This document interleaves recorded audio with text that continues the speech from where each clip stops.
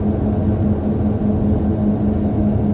afternoon, everybody. Welcome back to carpediashow. I was reading an article on Jalopnik the other day. I don't know, Lexus sells the GX460. They introduced an off-road package for the vehicle. It was a concept car. They did at the overlanding convention, and in this vehicle it had matte wrap paint, big mud tires, a winch. A bit more cosmetic than off-road, I would say. They're catering to their demographics, of course, with the luxury brand. But the thing about it is, a lot of people have been actually using these vehicles as off-road vehicles. I know it seems kind of crazy to take a luxury SUV off-road, but in other countries, the GX460, all it is just the 150 series Toyota Landcruiser. And believe it or not, on the used market, these vehicles are actually cheaper than 4Runners.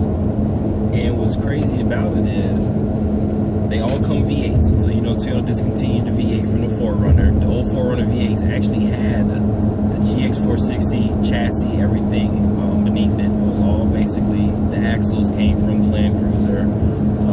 So as long as the transmission, the engine, everything, but they discontinued that. If you look at the used prices on those 4Runners, they're through the roof.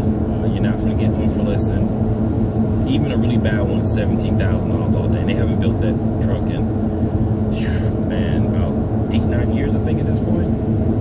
So people have been getting these Lexus trucks, and like I said, they're building it to our plant where all the other Land Cruisers are built, and they still get the V8.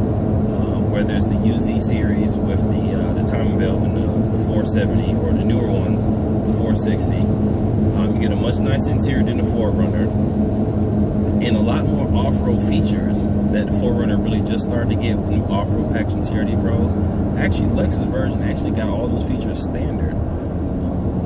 But like I said, they're very expensive, so Toyota just groups all those off-road features into the vehicles what they sell overseas. So a lot of people have been buying these trucks. They're cheaper than the 4Runner. The V8 makes more power, and they get the same gas mileage.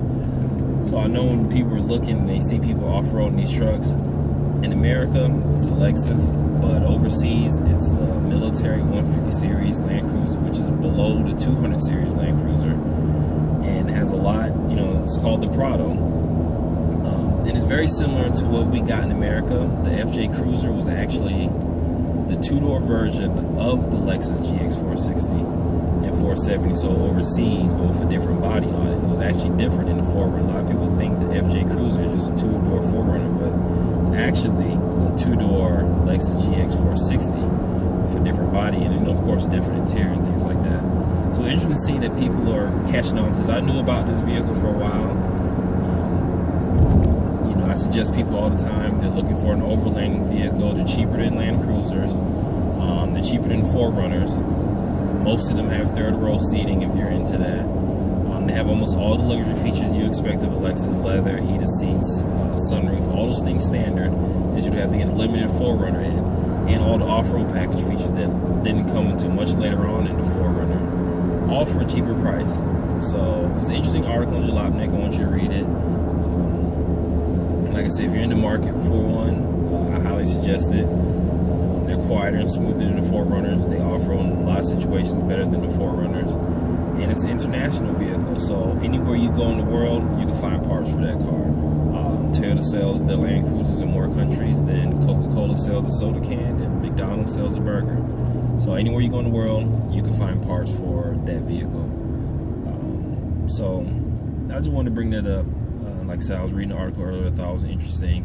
Nothing really big news happened today outside of that, what I was reading. So I'm going to go ahead and post the article down below that you guys read it. Tell me what you think about it. And you guys have a good evening. Enjoy the rest of your day. And thank you for tuning in and watching. I appreciate that, okay?